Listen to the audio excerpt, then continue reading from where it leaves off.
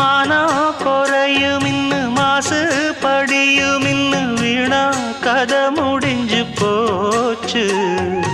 ஈசான மூலையில லேசான பள்ளி சத்தம் மாமன் பேர சொல்லி பேசுது.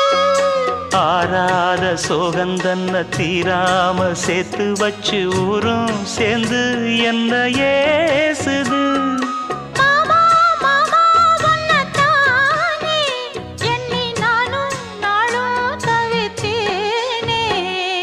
கூண்டுக்குள்ள என்ன வச்சு கூடி நின்ன ஊற விட்டு கூண்டுக்குள்ள போனதென்ன கோலக்கிளியே.